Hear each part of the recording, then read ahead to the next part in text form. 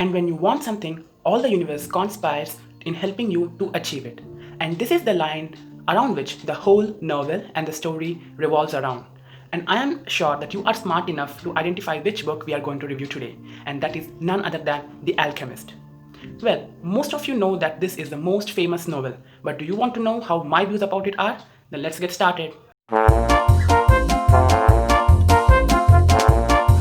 Hello everyone!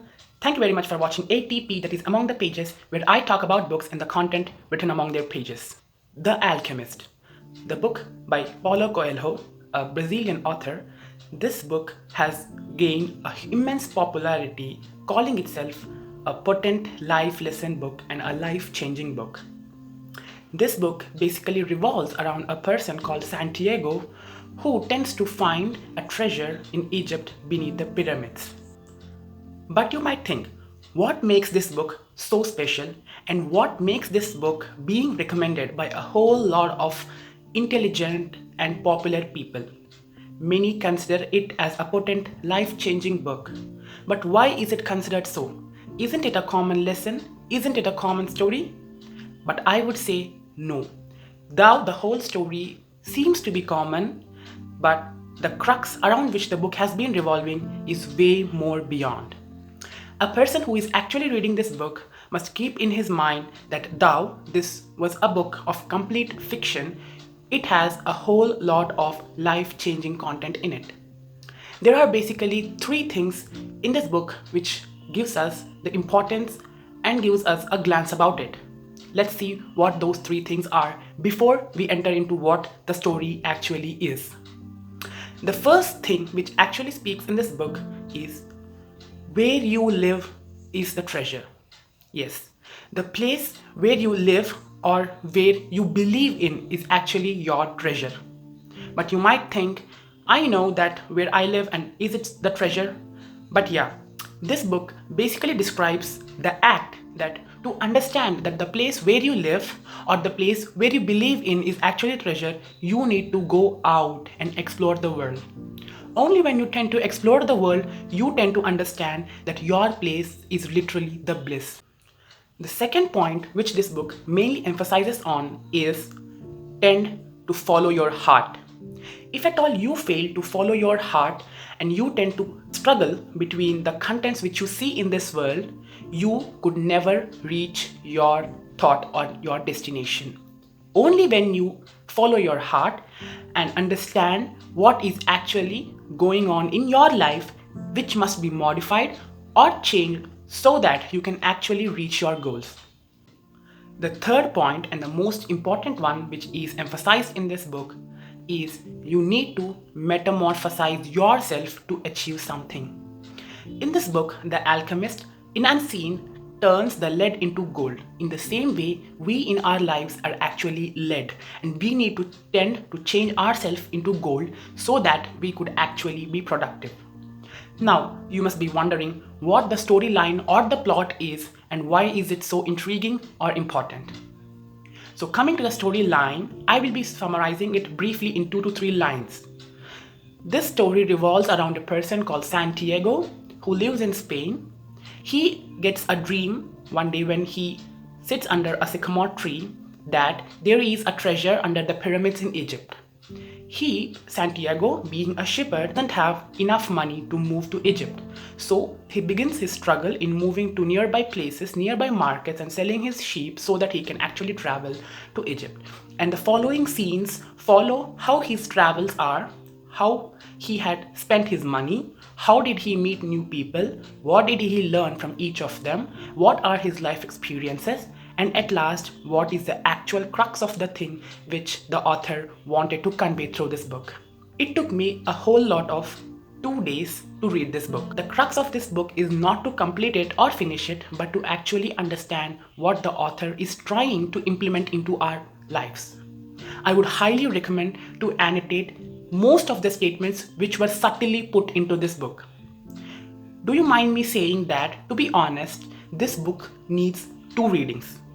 Yes, once you have read the whole lesson or the whole chapter, tend to actually revisit the beginning of chapter and understand what the author actually is saying.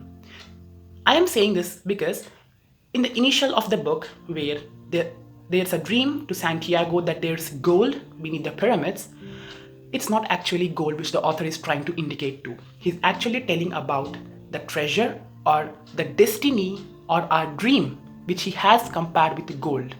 So for this basic understanding, you need to read this book at least twice. You know, life is the biggest teacher, and when you grow up and when you come across instances, you tend to experience. The author has put his whole lot of experiences in this book and has successfully constructed a storyline which would persuade us that nothing is impossible in this world.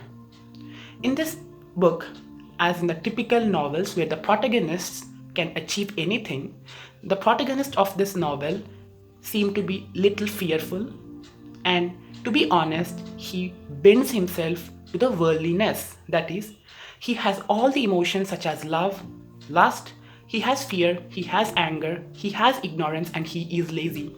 But he is still successful.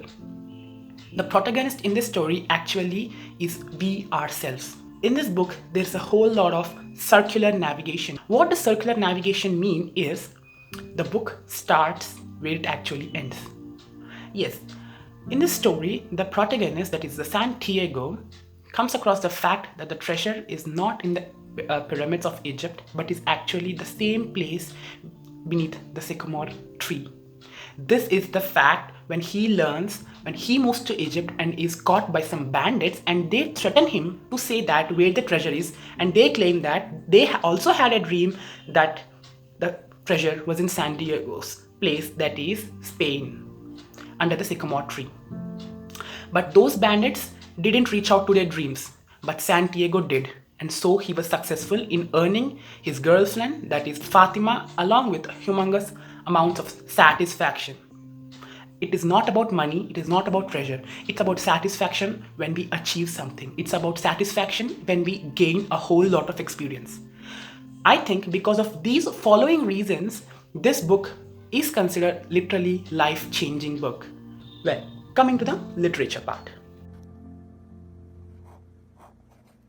This book's literature is quite easy, with easy peasy words and very easy vocabulary. In the middle of the book, you might find that you are lost in the plot, where the plot seems to be dragging on and there's absolutely no reason where you are and why you are studying this. When the protagonist actually meets the alchemist, it takes you time to understand that you are actually into the plot. The plot completely mesmerizes you, thinking that you might put this book aside. Yes, I have seen many people who have put this book aside many a times without completing this book, because they think this is a novel which was recommended, plus this is of a fiction genre. But people, this novel is beyond. It is not a mere novel with fictional lines or fictional plot, but is actually all about our life itself. Might feel this book a little alienated. At least for me, I felt this book a lot alienated because I have never been to a desert and the whole plot revolves around the desert and the requirements there. So while you begin this book, put yourself in the thought of being a deserter and then understand how the plot actually proceeds. And I literally bet The Alchemist is one of the very smooth reads. This book doesn't haunt you, but these thoughts are which you need to keep in mind. I would highly suggest if you could actually write these lines somewhere or the other thing else, so that you can remember or recollect those matter of information which was actually the life information or life instances and life experiences. So that was my wholesome review on The Alchemist. Though it has a whole lot of hype in that, I would probably say read this book with a calm and serene mind, not as a novel, but as a textbook. Only then you tend to understand what is the crux of this book, with a whole lot of consistencies and instances being shown. Being a fictional reader, I completely acknowledge that the plot was quite fictional and the storyline was quite gripping and intriguing. There was a point where the author has introduced to me a whole lot of terms called urium and thumium, which were two sorts of crystals which actually were traded by the Santiago during his journey at a crystal seller in Morocco. And from there he actually moves to Egypt. So before you tend to understand the life experiences in this, please understand the plot line. So I would highly suggest don't keep this book and read it as chapters, because at least for me, I have forgotten where the plot has ended, and because of which I had to revisit all the chapters and understand how the plot has been going on. This is a linear fashion of narration, so you need not worry, it's gonna be a smooth read. Thank you very much. If you love my way of reviewing and sharing my experiences with the book, do tend to subscribe and like this video and share it, so that it would boost my confidence and also increase my dream and my cravings of reading more and more books and handing out to you people, so that, this world actually has the souls of book.